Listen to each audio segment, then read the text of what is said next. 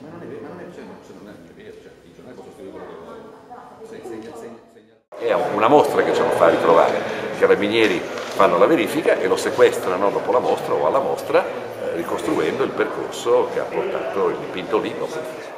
Prima di un'opera di così grande valore bisognerebbe forse controllare di più da dove proviene. Probabilmente la persona che l'ha proposto alla banca aveva una sua affidabilità o una consuetudine per cui si è pensato che mai potesse proporre alla banca un'opera rubata, ed è probabile che lo stesso venditore ultimo non sapesse che era rubata, cioè che le ultime due persone fossero in assoluta buona fede, chi lo vendeva convinto di aver trovato un dipinto di Guardi che non aveva questa storia alle spalle, e l'acquirente fidandosi di chi glielo vendeva. È sicuro che se una banca lo compra ha un rapporto fiduciario col venditore che a sua volta non vende una patacca, perché che vantaggio avrebbe a vendere una cosa e poi dovrà restituire i soldi alla banca. Quindi gli ultimi due sicuramente si muovono in un ambito di imprudenza, possiamo dire, ma di assoluta certezza di fare una cosa lecita, e invece l'imprudenza prevale su qualunque altra cosa. In questo caso era meglio se si fosse fatta la verifica di cui stiamo parlando presso la banca dati. Una volta che c'era una mostra di Guardi veniva prestato. Poi c'è un buco finché viene prestato ancora, ma non dai Borletti, ma dalla banca che l'ha incautamente acquistato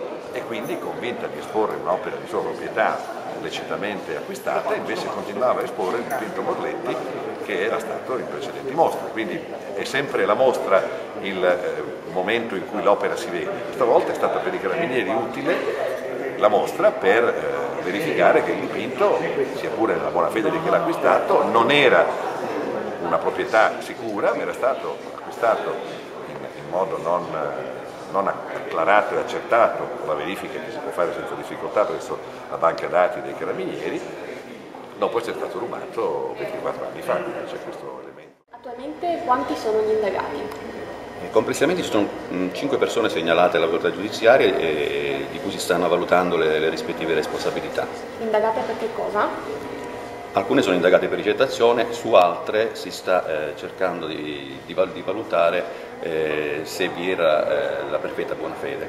Quindi ci sono sia mercanti d'arte, collezionisti, ma non solo? Mercanti d'arte e collezionisti e anche qualche privato che aveva fatto da intermediario.